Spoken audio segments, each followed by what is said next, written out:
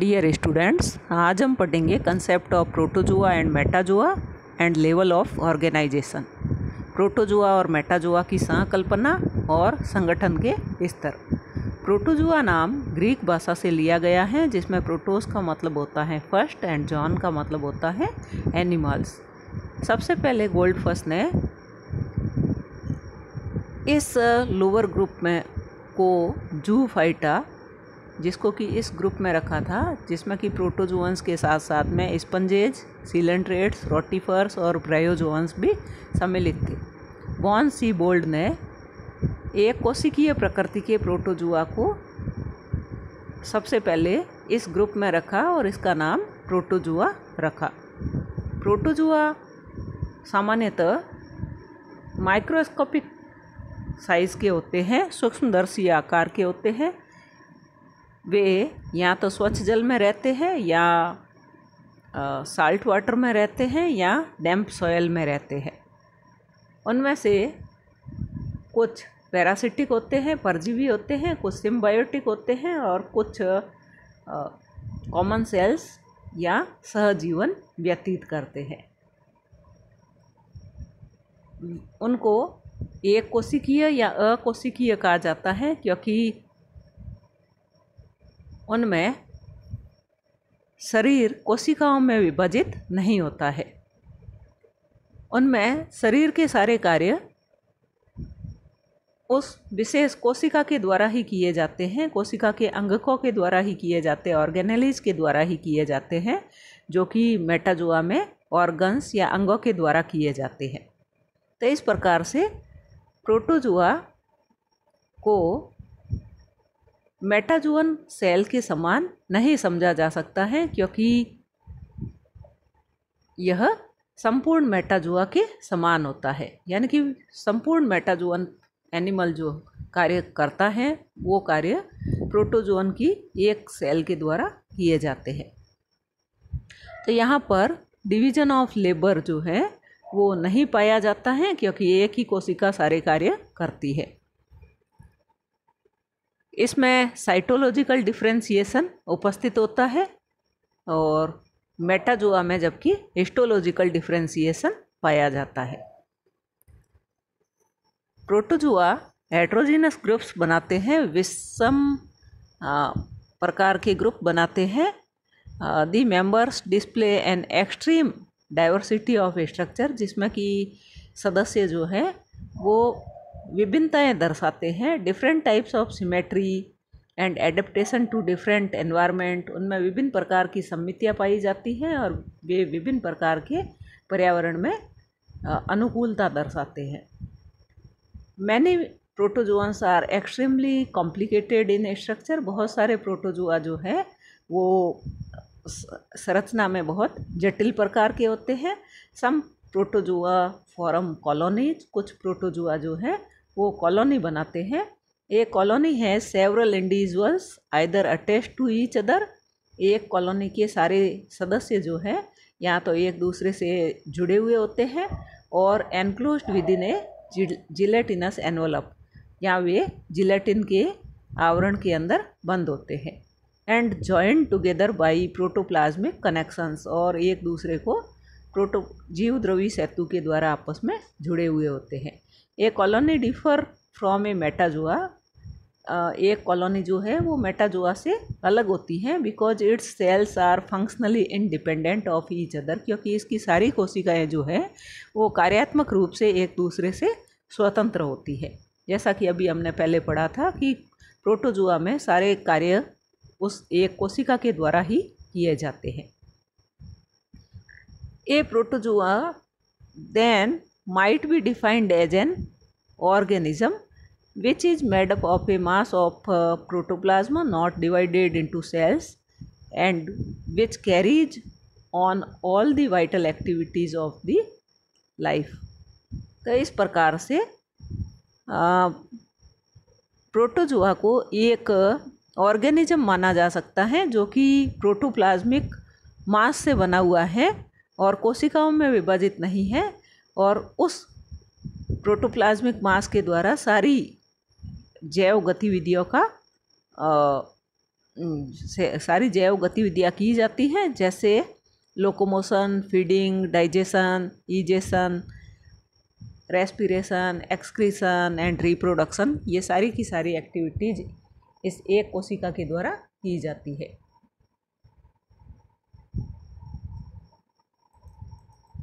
Although it is not divided into cells, यद्यपि यह कोशिकाओं में विभाजित नहीं होता है, it has specialization and division of labor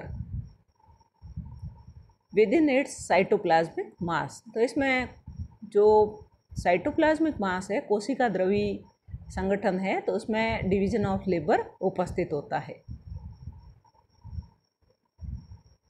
it is erroneous to think of protozoan as a simple animal, for many have complicated structure and are physiologically complex, in as much as protozoa are not made up of cell, they represent what is called the protoplasmic level of organization।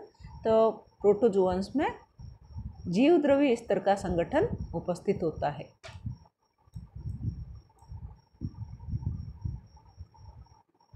Single cell can perform all sorts of functions.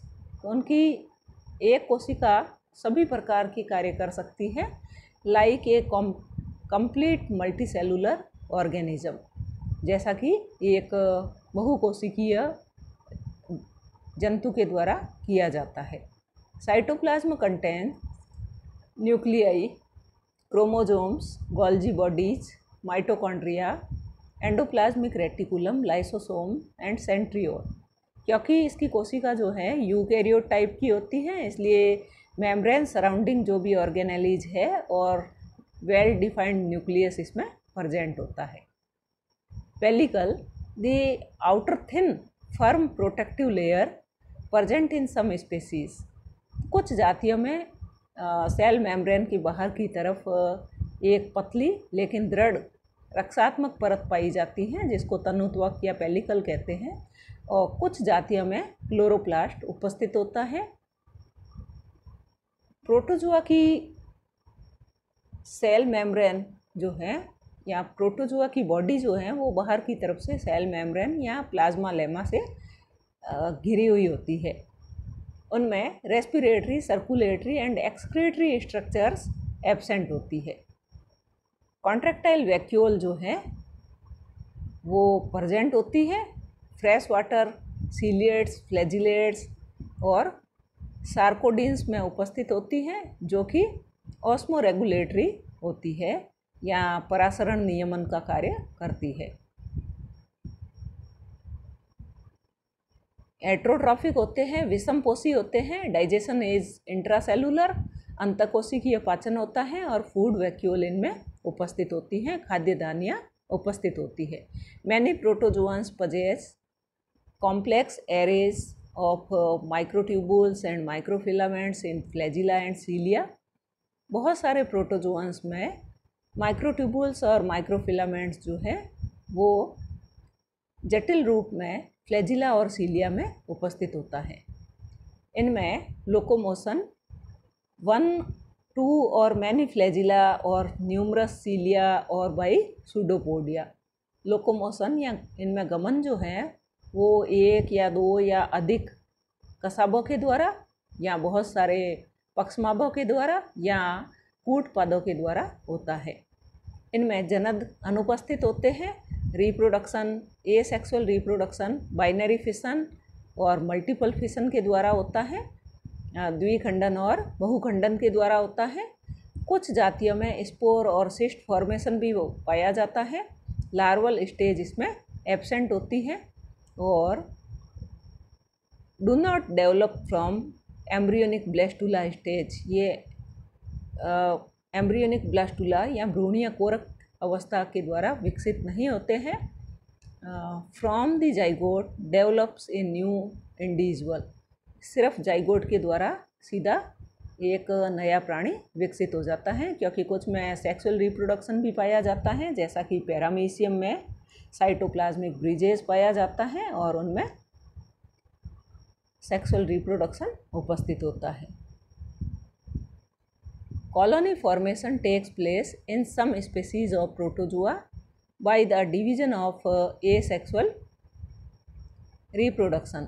तो asexual reproduction होता है जिसमें कि multiple fission होता है और multiple fission होने पर बनने वाली सारी की सारी कोशिकाएं कुछ समय के लिए कॉलोनी फॉर्म के रूप में पाई जाती है. The number and variety of protozoa is very great. Protozoa की संख्या और उनकी विभिन्नताएं बहुत प्रकार की होती हैं. About 50,000 species have been named although over 20,000 of them are fossil forms. तो 50,000 जातियाँ ज्ञात हैं, उसमें से 20,000 जातियाँ जो हैं वो जीवाश्म के रूप में है. The immense number of protozoa have traditionally been separated by their means of locomotion into 4 classes: Sarcodina with pseudopodia, Mastigophora with flagella, Ciliata with cilia and Sporozoa with no organelle for locomotion. तो locomotion के आधार पर इनको 4 classes में गमन के आधार पर 4 classes 4 वर्गों में बांटा गया है, जिसमें से सार्कोडीना वर्ग में कूटपाद उपस्थित होते हैं, मैस्टिगोफोरा में कसाब उपस्थित होते हैं, सीलिएटा में पक्षमाभ उपस्थित होते हैं और स्पोरोजोआ में किसी भी प्रकार का गमन अंगक नहीं पाया जाता है. प्रोटोजोआ का उदाहरण है euglena, trypanosoma, amoeba, entamoeba, elphidium या polystomella, monocystis, eimeria, plasmodium, paramecium and vorticella. Next है metazoa. The metazoa are multicellular animals. तो प्रोटोजोआ तो थे यूनिसेलुलर एनिमल्स और मेटाजोआ है multicellular animals. Evolved greater structural complexity by combining cells into large units. क्योंकि इसमें बहुत सारी कोशिकाएं होती हैं, इसलिए इनके शरीर में अधिक जटिलता उपस्थित होती है. A metazoan cell is a specialised part of the whole organism. एक मेटाजोअन सेल की अगर बात करें तो वो पूरे प्राणी की एक छोटा पार्ट बनाती हैं, अनलाइक एक प्रोटोजोअन सेल. प्रोटोजोअन सेल के विपरीत, क्योंकि प्रोटोजोअन सेल में एक ही कोशिका संपूर्ण प्राणी का निर्माण करती है और यहाँ पर एक कोशिका संपूर्ण शरीर का कुछ भाग बनाती है. It is not capable of independent existence. यह स्वतंत्र रूप से कार्य नहीं कर सकती है. Metazoan is differentiated by symmetry, nutrition, fission, embryology and body cells में transform into tissue, organ and system in most cases. Metazoans को सममिति, पोषण, विखंडन और भ्रौणिकी के आधार पर विभेदित किया जा सकता है और उनकी बॉडी सेल्स जो हैं वो रूपांतरित हो सकती हैं ऊतकों में, अंगों में और तंत्रों में. Single animal can perform different types of functions by different systems. एक प्राणी जो है वो सारे कार्य उसके विभिन्न तंत्रों के द्वारा किए जाते हैं. 11 different kinds of organ systems are observed in metazoan. Metazoa प्राणी के शरीर में 11 विभिन्न तरह के तंत्र उपस्थित होते हैं, जिसमें कि स्केलेटल यानी कंकाल तंत्र, मस्कुलर पेशीय तंत्र, इंटेगुमेट्री या उनका अध्यावरणीय तंत्र, डाइजेस्टिव पाचन तंत्र, रेस्पिरेटरी श्वसन तंत्र, सर्कुलेटरी परिसंचरण तंत्र, एक्सक्रीटरी उत्सर्जन तंत्र, नर्वस तंत्रिका तंत्र, एंडोक्राइन अंतःस्रावी तंत्र, इम्यून यानी कि प्रतिरक्षा तंत्र एंड रिप्रोडक्टिव यानी प्रजनन तंत्र. Cells of a multicellular organism are specialised for performing the various task accomplished by subcellular elements in unicellular form.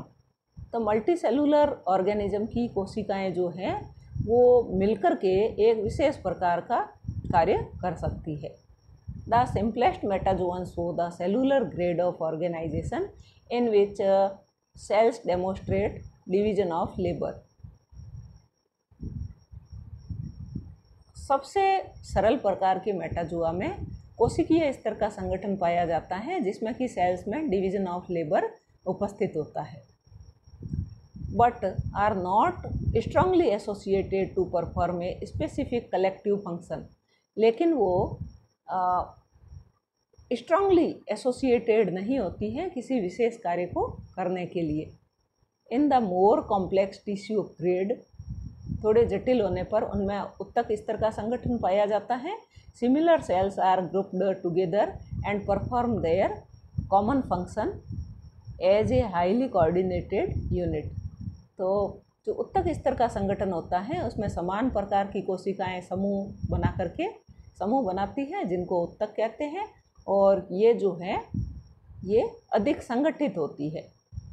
In animals of the tissue organ grade of organisation, tissues are assembled into still larger functional units called organs. तो यहाँ पर उत्तक मिलकर के अंग बनाते हैं। Usually one type of tissue carries the burden of an organ's chief function.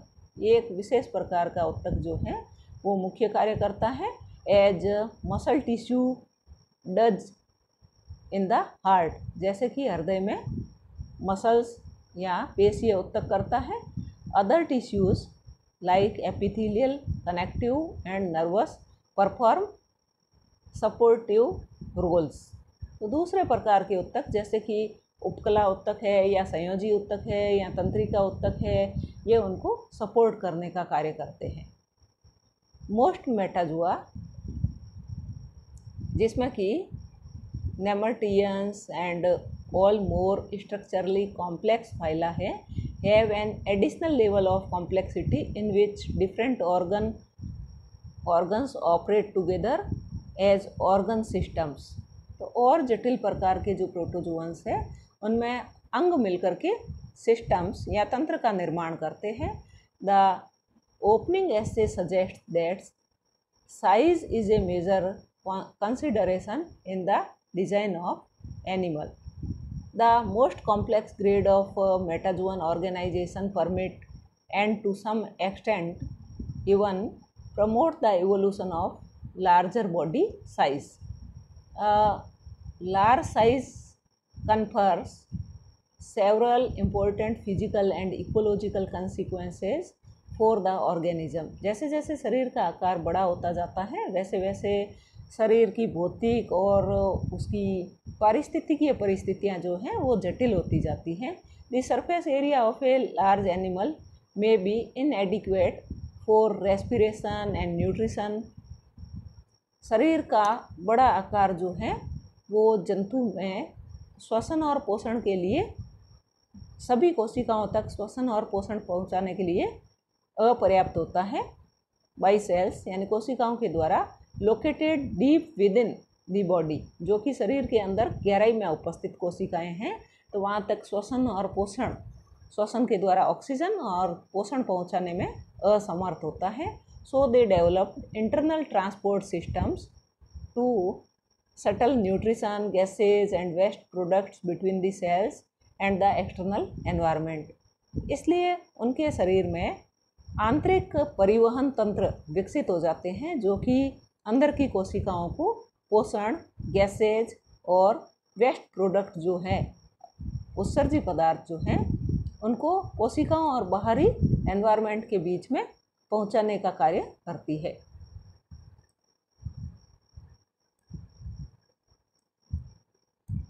Larger size buffers the animal against environmental fluctuations. शरीर का बड़ा आकार जो है पर्यावरण में होने वाले उच्चावसनों के लिए जो है वो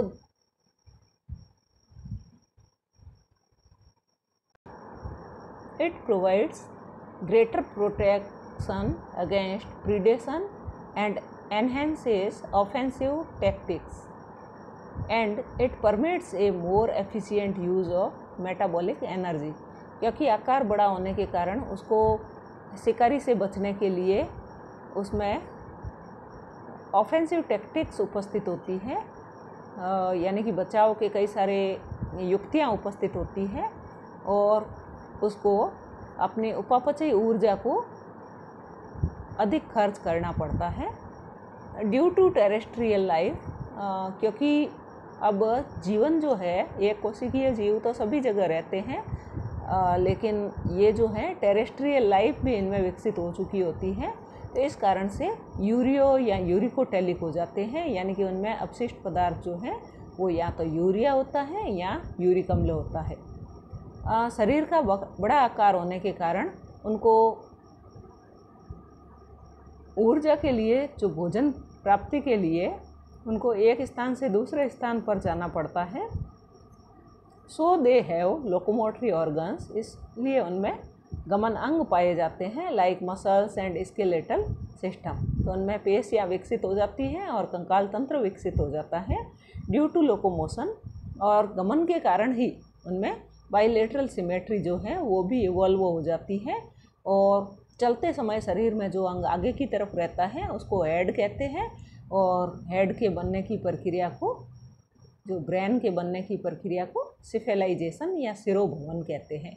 और इस शीर्ष वाले भाग में सारी की सारी ज्ञानेंद्रियाँ जो है, सेंस ऑर्गन्स उपस्थित होते हैं।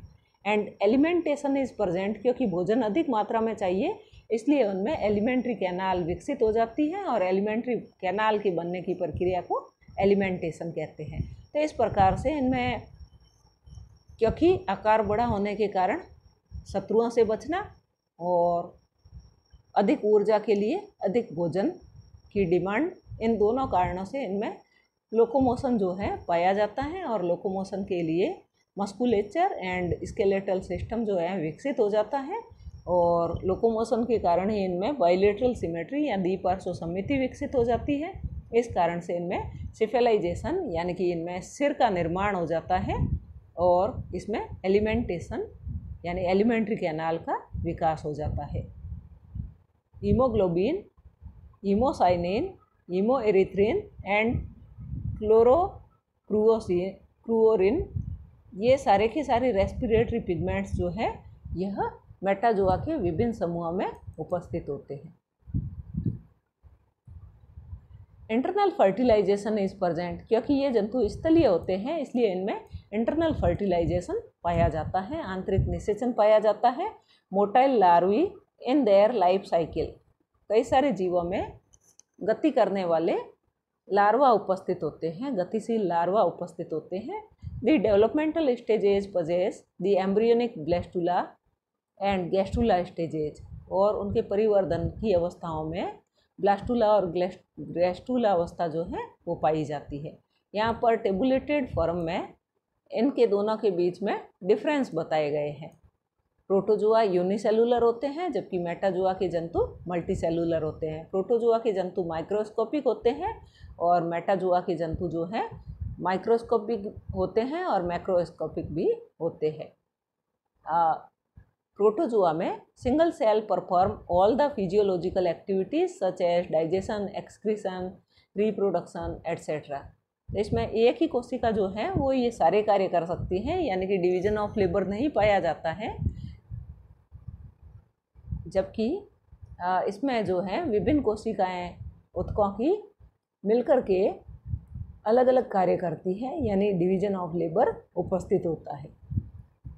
इनमें सेलुलर ग्रेड ऑफ ऑर्गेनाइजेशन होता है, कोशिकीय स्तर का संगठन होता है, और इसमें cellular, tissue, organ and system grade of organization होता है, यानी कि कोशिकीय, उत्तक, अंग और तंत्र स्तर का संगठन उपस्थित होता है। इसका एग्जाम्पल है एंटमीबा हिस्टोलाइटिका, और मेटाजोअन का उदाहरण यहाँ पर जो दिया गया है वो है एस्केरिस लुम्ब्रिकोइडस।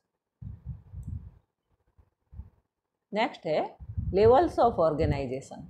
5 प्रकार के शरीर में संगठन के स्तर पाए जाते हैं। फर्स्ट है प्रोटोप्लाज्मिक ग्रेड ऑफ ऑर्गेनाइजेशन, जीव द्रव्य स्तर का संगठन सबसे सरल प्रकार का होता है और एक कोशिकीय जीवों में पाया जाता है, क्योंकि एक कोशिकीय जीवों में सारे के सारे कार्य जो है उस एक कोशिका के द्वारा ही किया जाता है, तो उनमें कोशिका में डिवीजन ऑफ लेबर जो है वो नहीं पाया जाता है। सेकंड है सेलुलर ग्रेड ऑफ ऑर्गेनाइजेशन। तो प्रोटोप्लाज्मिक ग्रेड ऑफ ऑर्गेनाइजेशन का जैसा कि सामने उदाहरण दिया गया है पैरामीशियम का, सेलुलर ग्रेड ऑफ ऑर्गेनाइजेशन, कोशिकीय स्तर का संगठन। इसमें कोशिका जो है वो मिलकर के विभिन्न प्रकार की कोशिकाओं के द्वारा अलग अलग कार्य किए जाते हैं। For example reproduction, other than nutrition. तो कुछ कोशिकाएं जो हैं वो रिप्रोडक्शन का काम करती हैं, कुछ कोशिका न्यूट्रिशन का काम करती हैं। तो इस प्रकार से कोशिकाओं के द्वारा अलग अलग कार्य किए जाते हैं। थर्ड टाइप है, जैसे कि इसमें उदाहरण दिया गया है, स्पंज है।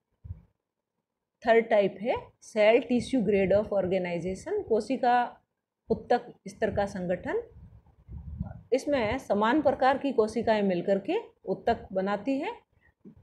जैसा कि स्पंजेज में कोशिकाएं पाई जाती हैं और ये मिलकर के सिलेंट्रेटा या निडेरिया में इनके द्वारा, जैसे जेलीफिशेज एंड अदर रिलेटिव्स निडेरिया के जो सदस्य हैं, इनमें उत्तक स्तर का संगठन पाया जाता है।